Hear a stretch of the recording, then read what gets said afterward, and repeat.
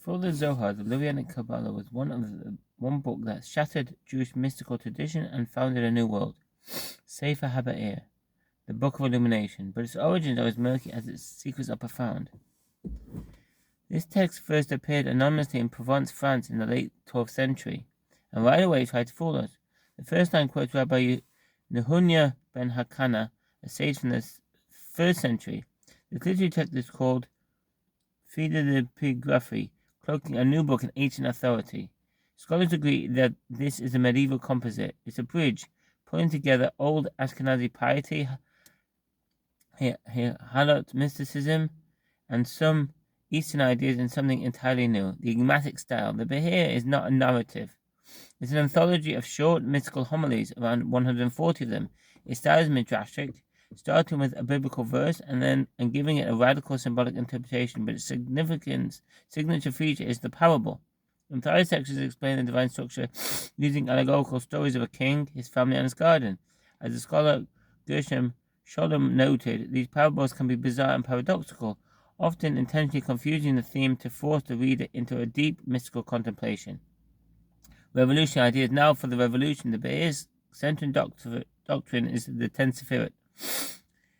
It is the first text to explicitly present these Sephirot as God's attributes or powers that emanate in the creation. Instead of creating ex nihilo, creation is seen as the unfolding of a latent divine light. The Sephirot are famously described as a cosmic tree, often an inverted one with its roots hidden in God's domain and its branches reaching down to us. This vision of the tree of life gives Kabbalah its entire structural framework. The Bahir also introduced the concept of the feminine divine.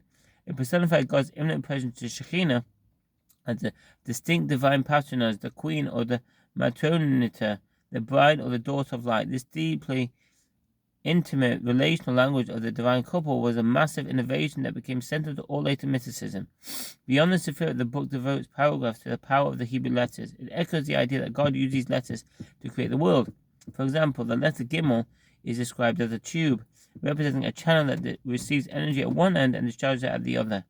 The book even touches upon reincarnation, Gilgal linking present suffering to past lives. The legacy. The Bahir's influence is profound and lasting. For centuries until the Zohar appeared, it was the most cited Kabbalistic work. It provided basic vocabulary and cosmology.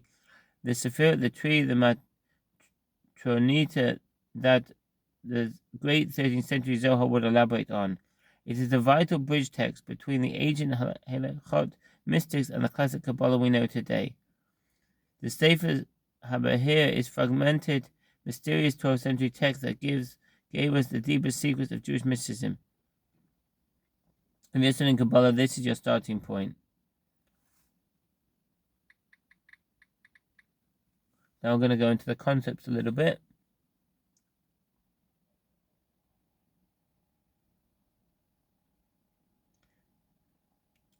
Let's explore 3 specific areas regarding the Sefer Bahir in more detail, covering the structure of divine emanations, the complex history of its composition, and scholarly debate.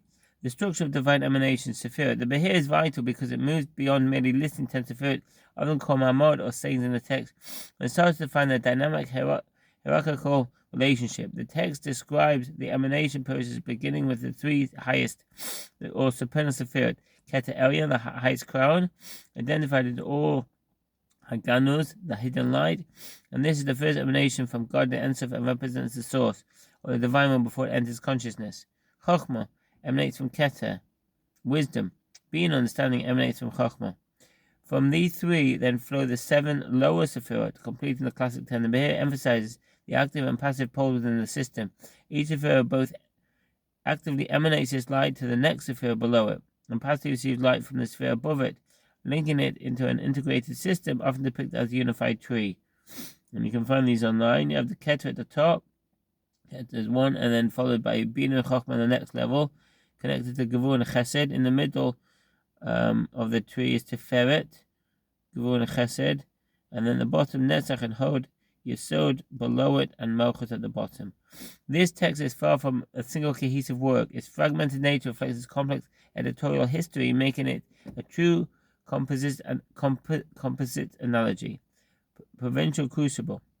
While the final edition coalesced in Provence in 1200 CE, the scholars detect older material from distant regions. Ashkenazi influence. A 13th century Kabbalist, Rabbi Isaac Cohen, reported that portion of the Bahir traveled from the land of Israel to the sage of Ashkenaz, Germany, from there to the wise men in Provence. This confirms that materials influenced by German pietist circles and halachot mysticism were integrated in the provincial text.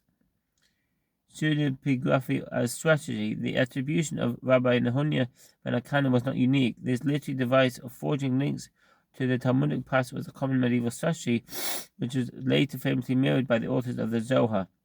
Scholarly context is a Gnostic question. There is rich and sometimes paradoxical symbolism that early modern scholars to debate its origins. Firstly, Solem's theory. The founding scholar of modern Kabbalah, Gershom Scholem, theorized that the Bahir had strong Gnostic resonances, possibly incorporating ideas that survived from early Jewish Gnostic groups. He pointed to the text's acknowledgement of evil force and hints of a split between realms of light and darkness. Modern consensus. Today, few scholars accept a direct Gnostic source.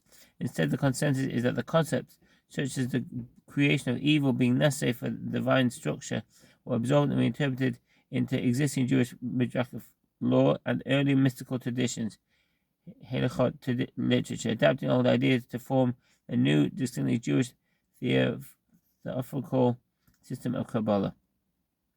Thank you for listening and all the best. Bye.